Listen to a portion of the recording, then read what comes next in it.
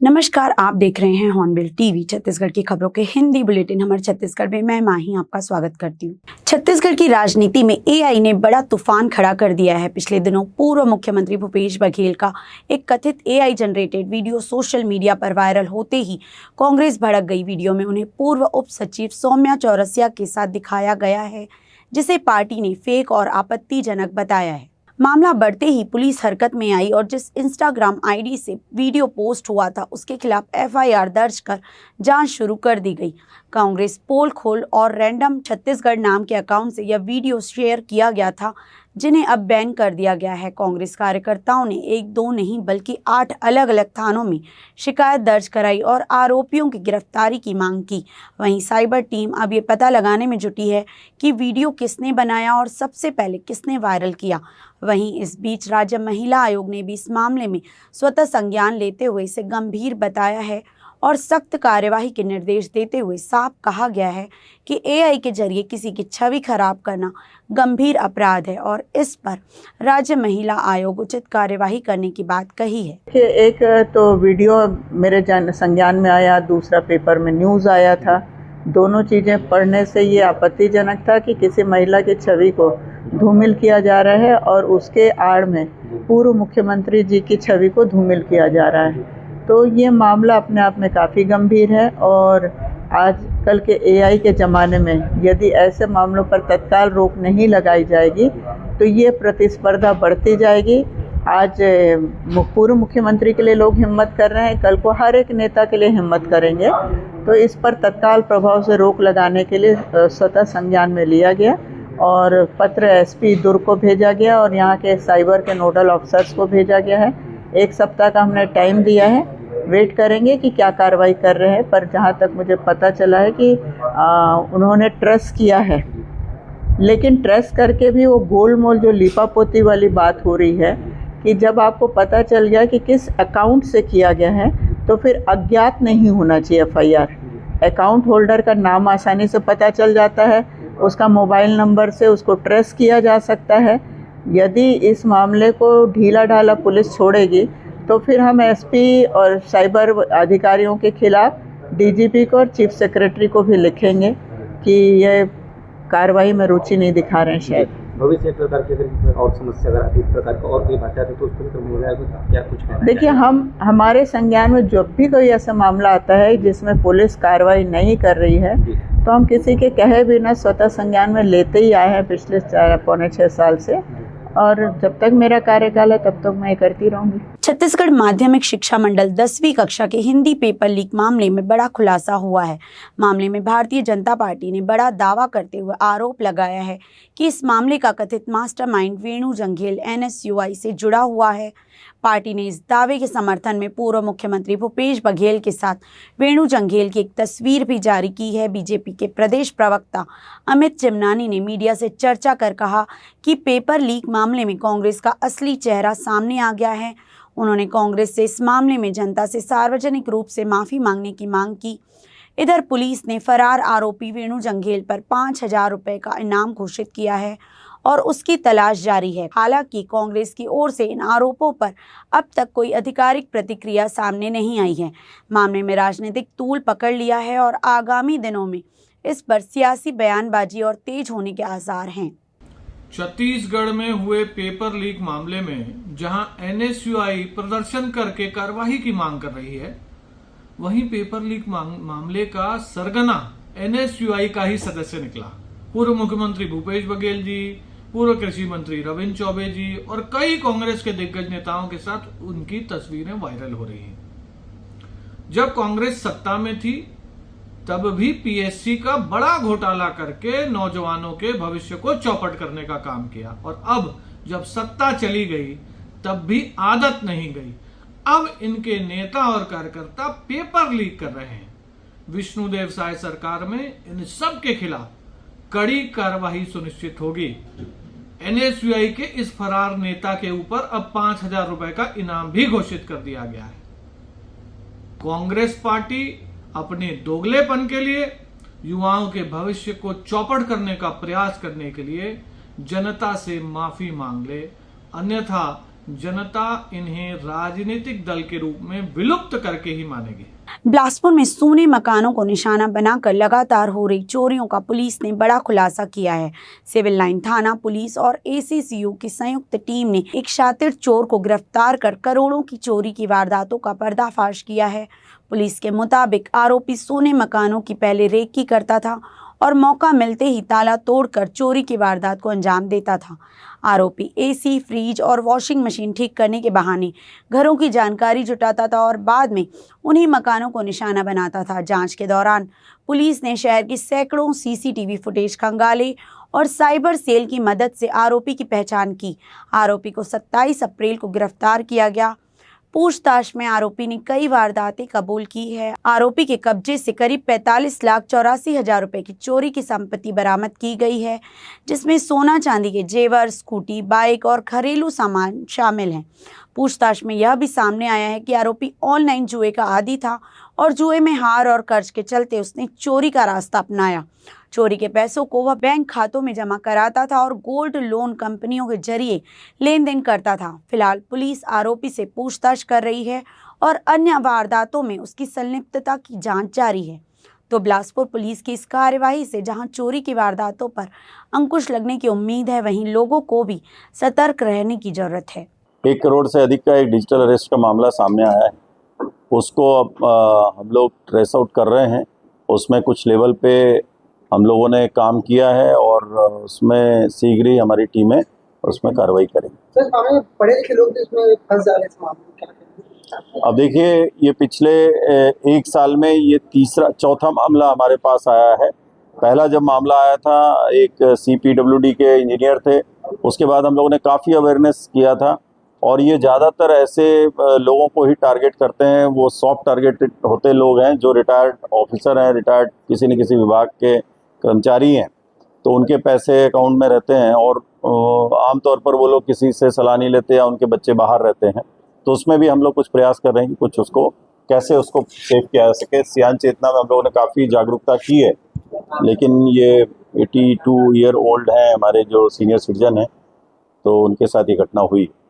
न्यायदानी बिलासपुर में इस बार बोर्ड परीक्षाओं के नतीजों ने शिक्षा विभाग की उम्मीदों पर पानी फेर दिया है। बड़े लक्ष्य के साथ शुरू किया गया मिशन 90+ अभियान फाइलों तक सीमित नजर आया और जमीन पर उसका असर दिखाई नहीं दिया। माध्यमिक शिक्षा मंडल द्वारा जारी 10वीं और 12वीं बोर्ड परीक्षा परिणाम में इस साल गिरावट दर्ज की गई है।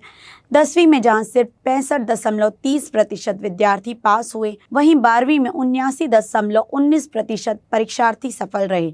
पिछले साल की तुलना में 10वीं में करीब 10% और 12वीं में लगभग 3% की गिरावट ने शिक्षा विभाग की कार्यप्रणाली पर सवाल खड़े कर दिए हैं। जिले में साल भर मिशन 90 के तहत विशेष तैयारी कराई गई। विषय विशेषज्ञों के जरिए कोर्स मटेरियल तैयार किया गया। स्कूलों में अतिरिक्त अभ्यास भी कराया गया, लेकिन इसका असर अंतिम परिणाम में नजर नहीं आया। इस मामले पर जिला शिक्षा अधिकारी विजय टांडे ने भी साफ तौर पर मना किया कि इस बार का रिजल्ट संतोषजनक नहीं है। उन्होंने कहा कि प्रयास किए गए, लेकिन कहीं ना कहीं कमी रह गई, जिसकी अब गहन समीक्षा की जाएगी ताकि आने वाले समय में सुधार किया जा सके। ये जो है अब समीक्षा करने से पता चलेगा। इसमें अभी जो रिजल्ट आया है, इसमें अशासकीय और शासकीय विद्यालय दोनों का सम्मिलित रूप से है। देखते हैं उसमें हमने जो 90+ अपने शासकीय विद्यालय को टारगेट करके किया है, हो सकता है, लेकिन संतोषप्रद नहीं है। इस बात से मैं सहमत हूँ और मैं इसमें दुखित भी हूँ। जितना प्रयास हमने किया है, मैं समझता हूँ पर्याप्त था, लेकिन कहाँ पर चुके हैं हम, इन पर समीक्षा किया जाना अत्यावश्यक है। स्वामी आत्मानंद स्कूल का बस रिजल्ट अच्छा है, बाकी कई सरकारी स्कूलों का भी रिजल्ट काफी खराब आया है, क्या कारण है? अब ये वही बताया मैं कि समीक्षा की बात है। अब होना तो नहीं चाहिए ऐसा, चूंकि जो टीचर स्वामी आत्मानंद में काम कर रहे हैं वही योग्यताधारी टीचर हमारे अन्य विद्यालयों में भी हैं। उसके बाद भी इस तरह का जैसे आता है रिजल्ट, वो दुखद है, नहीं आना चाहिए। क्या कहीं ना कहीं ऐसा लगता है कि जो अटैचमेंट और अधिकारियों को लेकर के जो लगातार इस टाइम चलता रहा, ये भी उसका एक नतीजा है रिजल्ट? ये टीचर एग्जाम चले गए, पढ़ाई हो ही नहीं पाई, पुस्तकें भी लेट से पहुंची। कारण कई हो सकते हैं, कई कारण हो सकते हैं, उनमें हो सकता है ये भी एक हो, लेकिन कारण कई हो सकते हैं। एक को किया जाना वो उचित नहीं है। माना जा रहा है कि शिक्षकों की अन्य कार्यों में ड्यूटी और फील्ड लेवल पर निगरानी की कमी भी इसके पीछे एक बड़ा कारण हो सकती है। मिशन 90+ का सपना इस बार अधूरा रह गया है और अब शिक्षा विभाग के सामने सबसे बड़ी चुनौती है भविष्य में बेहतर परिणाम देकर भरोसा कायम करना। भारतेंदु कौशिक की रिपोर्ट। राजधानी रायपुर में लगातार बढ़ती बिजली कटौती, भारी बिजली बिल और एक भी बिल का भुगतान न होने पर बिजली काटे जाने जैसी समस्याओं से त्रस्त होकर कांग्रेस ने पूर्व विधायक विकास उपाध्याय के नेतृत्व में गुरुवार को डंगरिया बिजली ऑफिस का घेराव कर ज्ञापन सौंपा। ज्ञापन के दौरान कांग्रेस नेताओं ने प्रदेश की चरमराई विद्युत व्यवस्था को लेकर अपनी नाराजगी व्यक्त कर विभाग के एमडी भीम सिंह कंवर के सामने रखते 400 यूनिट तक की बिजली बिल हाफ योजना को बंद या सीमित करने पर आपत्ति जताई। साथ ही भीषण गर्मी में लगातार हो रही बिजली कटौती और लो वोल्टेज की समस्या से आम जनता, किसानों और व्यापारियों को हो रही परेशानी का मुद्दा उनके सामने रखा। मीडिया से चर्चा के दौरान पूर्व विधायक विकास उपाध्याय ने विद्युत विभाग पर आरोप लगाते हुए कहा कि विभाग बेवजह आम जनों को परेशान करते हुए 1 महीने का बिल जमा न होते हुए तुरंत बिजली काट दी जाती है, जो आम जनता के साथ नाइंसाफी है।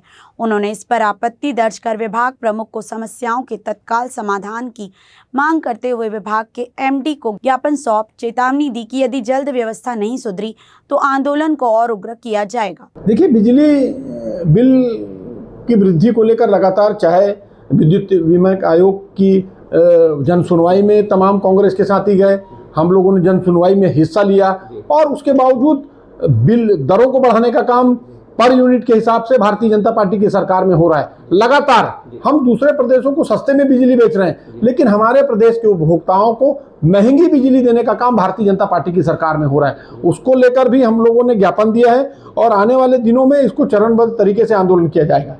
भिलाई 3 से इस वक्त की बड़ी खबर सामने आ रही है, जहां ईडी की टीम ने दबिश देकर घंटों तक जांच की है। दुर्ग जिले के भिलाई 3 इलाके में गुरुवार को ईडी की टीम ने कार्यवाही करते हुए उम्दा मार्ग स्थित विठलपुरम अपार्टमेंट में छापा मारा। जानकारी के मुताबिक टीम ने एफ ब्लॉक के फ्लैट नंबर 303 में जांच की, जो केमिकल उद्योग संचालक गोविंद मंडल का आवास बताया जा रहा है। 2 वाहनों में करीब 6 अधिकारी मौके पर पहुंचे थे और कई घंटों तक दस्तावेजों की जांच की गई। सूत्रों के अनुसार ईडी की टीम गोविंद मंडल के फैक्ट्री परिसर भी पहुंची, जहां कुछ फाइलों को खंगाला गया और जांच आगे बढ़ाई गई। फिलहाल इस कार्यवाही को लेकर ईडी की ओर से आधिकारिक बयान सामने नहीं आया है, लेकिन जांच जारी है और आने वाले समय में बड़े खुलासे हो सकते हैं। फिलहाल भिलाई 3 में ईडी की इस कार्यवाही से इलाके में हड़कंप मचा हुआ है और लोग इस पूरे मामले पर नजर बनाए हुए हैं। मजदूर दिवस के मौके पर न्यायधानी बिलासपुर में एक बार फिर एयरपोर्ट विस्तार की मांग ने जोर पकड़ लिया है। बिलासा देवी केवट एयरपोर्ट के रनवे विस्तार को लेकर हवाई सुविधा जन संघर्ष समिति ने आज अनोखे अंदाज में विरोध दर्ज कराया। बिलासपुर एयरपोर्ट चौक से शुरू हुआ यह कार्यक्रम तेलसरा गांव के पास एयरपोर्ट की दक्षिणी सीमा तक पहुंचा, जहां हाल ही में एयरपोर्ट को जमीन वापस मिली है। यहां समिति के सदस्यों ने श्रम दान कर सरकार के खिलाफ सांकेतिक विरोध प्रदर्शन किया। हाथों में औजार और मन में नाराजगी लिए लोगों ने साफ संदेश दिया कि अब और देरी बर्दाश्त नहीं की जाएगी। बताया जा रहा है कि हवाई सुविधा जन संघर्ष समिति पिछले 6 सालों से लगातार 4C एयरपोर्ट विस्तार की मांग को लेकर आंदोलनरत है। समिति की सदस्य शासन, प्रशासन, मुख्यमंत्री, सांसद और केंद्रीय मंत्रियों तक अपनी बात पहुंचा चुके हैं, लेकिन अब तक कोई ठोस पहल नहीं हो सकी है। समिति के सदस्यों ने कहा कि उनकी मांगे लंबे समय से लंबित हैं और आज का श्रमदान सरकार को जगाने का प्रयास है। उनका कहना है कि जब संसाधन और जमीन उपलब्ध है तो फिर रनवे विस्तार में देरी क्यों? यह सवाल अब जन आंदोलन का रूप लेता जा रहा है। प्रदर्शनकारियों ने चेतावनी दी कि अगर जल्द ही उनकी मांगे पूरी नहीं हुई तो आंदोलन और उग्र किया जाएगा।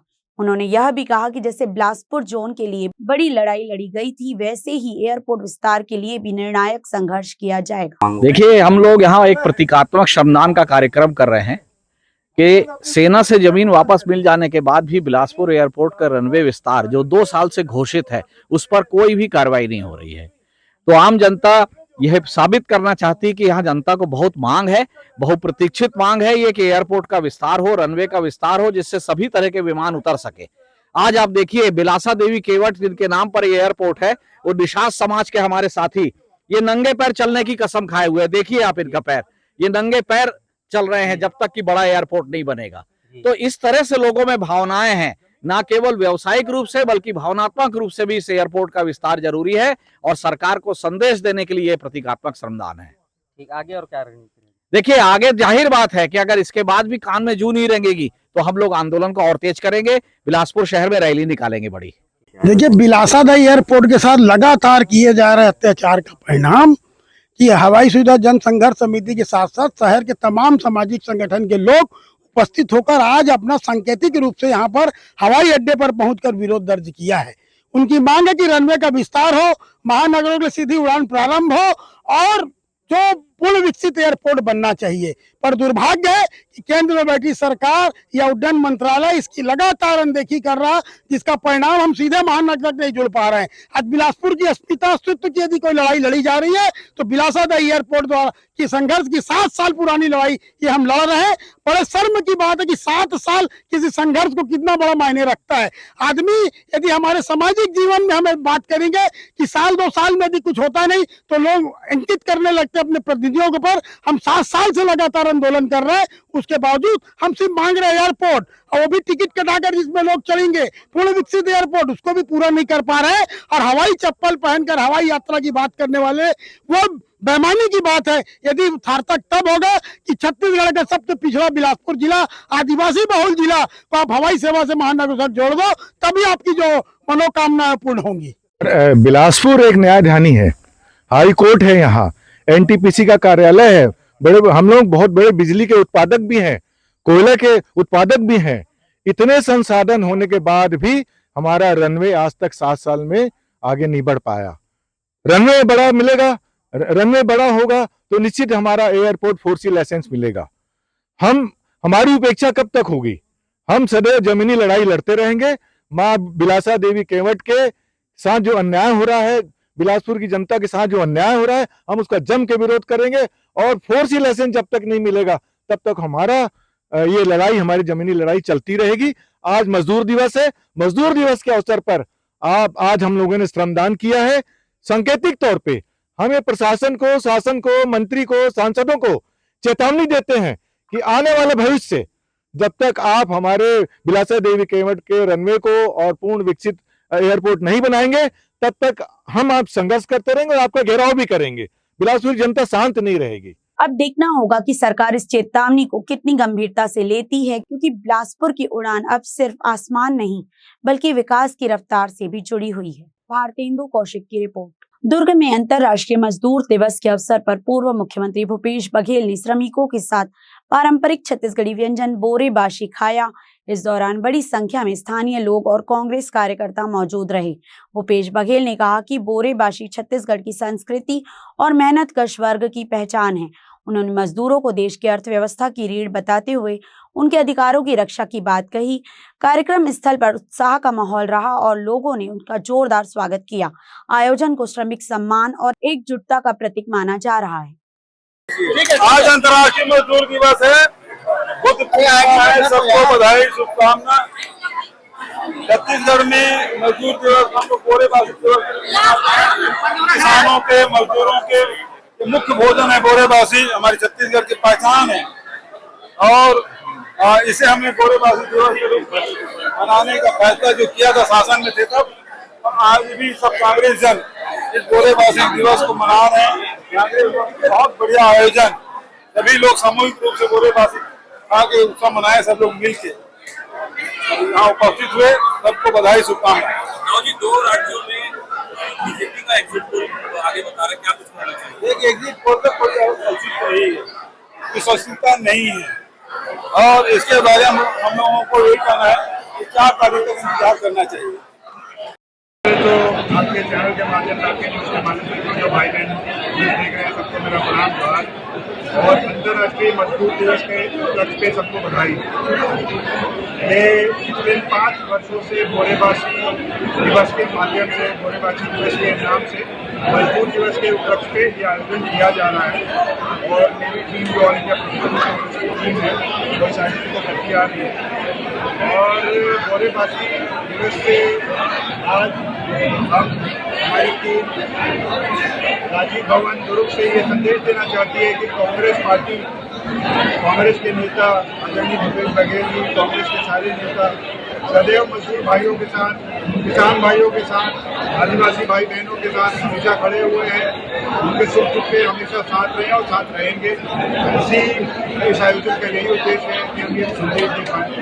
और आप सबको पुनः मजदूर दिवस की मेरी तरफ से हार्दिक शुभकामनाएं। बिलासपुर रेलवे स्टेशन पर तोरवा पुलिस ने ट्रेन में सूटकेस में गौ मांस लाने के आरोप में 2 महिलाओं को गिरफ्तार किया है। पुलिस के अनुसार मुखबिर से सूचना मिलने पर स्टेशन पर घेराबंदी की गई और दोनों महिलाओं को हिरासत में लेकर पूछताछ की गई। तलाशी के दौरान सूटकेस से करीब 10 किलो गौ मांस बरामद हुआ। सीएसपी गगन कुमार ने बताया कि मामले की जांच जारी है। बड़ा सवाल ये है कि राज्य में गौ मांस पर पूरी तरह प्रतिबंध है, ऐसे में महिलाओं को गौ मांस कैसे मिला या फिर इसके पीछे कोई सरगना तो काम नहीं कर रहा। अभी गौ मांस जो है वो ट्रेन से अब सप्लाई होना चालू हो गया है। कल 2 महिलाएं पकड़ाई है स्टेशन में आरपीएफ के द्वारा और पकड़ करके उसको सुपुर्द कर दिया गया तोरवा थाना में। और रात में महिला है तो महिला थाना में ले जा करके उसको दे दिया गया, क्योंकि रात में तो रोक नहीं सकते हैं। अब हुआ ये है कि गौ मांस आ कहाँ से रहा है, काट कौन रहा है और इसका स्मगलिंग ही है। स्मगलिंग हो कहाँ से रही है, ये सब चीज़ को खोजना ज़्यादा ज़रूरी है। और प्रशासन से निवेदन करने आए थे कि जो भी इसमें आरोपी है, चाहे कोई भी हो, वो क्या करे, उनको उसके ऊपर उचित से उचित कार्रवाई करे और पकड़े उनको। ये महिला कहाँ से कहाँ लेके आई सामान? उन लोग को अभी तक तो प्रथम दृष्टया में ही अपने को भी पता ये चला है कि उन लोग रायपुर से निकले हुए थे और रायपुर से लगभग 10 से 15 किलो लगभग मांस उसको 2 सूटकेस में पन्नी उन्नी लपेट करके उसको सप्लाई किया जा रहा था। अब अगर परिवार में अगर 5 लोग, 10 लोग, 15 लोग की अगर होगी तो मेरे को लगता है कि 2-4 किलो में तो ख़त्म हो जाता होगा, लेकिन 10 से 15 किलो लेके आना ये तो सीधा सीधा कहीं ना कहीं से स्मगलिंग ही बोला जाएगा इसको। पुलिस मतलब जो लेके जा रही है मांस उसको कार्रवाई कर देती है, पर कहीं ना कहीं कहाँ खपाया जा रहा है, कहाँ से आ रहा है, इस पर चिंता का विषय। हम लोग अभी यही निवेदन करने आए थे, क्योंकि क्या है कि गौ मांस पकड़ना बहुत बड़ा उद्देश्य नहीं है। आज एक बार पकड़ा गई, बीच में 10 बार, 20 बार, 40 बार, जितने बार भी अगर सप्लाई हो रहा है उसको कहाँ पकड़ पा रहे हैं अपन। तो अभी क्या हुआ है, जो पकड़ाई है तो अपन ये निवेदन करने आए हैं कि क्योंकि शासन प्रशासन का जो बोलना चाहिए सूचना तंत्र बहुत स्ट्रांग रहता है कि कट कहाँ रही है ये भी पता चल जाएगा और बिक कहाँ रही है ये भी पता चल जाएगा। हमें सूचना प्राप्त हुई थी कि 2 महिलाएं जो है वो एक बैग में गौमांस ले जा रही है। उसी सूचना पे कार्रवाई करते हुए हमारी टीम वहाँ मौके पर पहुंची और तलाशी की। तलाशी में हमें मांस पाया गया और हमने जब उनसे पूछताछ किया तो उन्होंने एक्सेप्ट किया कि गौमांस है। सर कितना किलो गौ मांस था और क्या ये तस्करी की जाती थी कि आप किसी अन्य काम की उसके लिए? अभी जो उनसे इंट्रोगेशन का पता चला है कि वो अपने पर्सनल कंजम्पशन के लिए लेके आए थे, उनका ये कहना है। हालांकि उनकी बातों में भी पूरे तरीके से सच्चाई नहीं दिख रही थी, उस पर हम लोग और अच्छे से इंट्रोगेट करेंगे और इसके अगर सप्लाई चेन है, तस्करी है तो उस तक एंड तक भी पहुँचेंगे। सर इनका नाम क्या, कहाँ पे ये ले जा रही थी? ये आपके प्रेस रिलीज में मिल जाएगा। आज के बुलेटिन में बस इतना ही। मुझे दीजिए इजाजत। देखते रहिए हॉर्नबिल टीवी।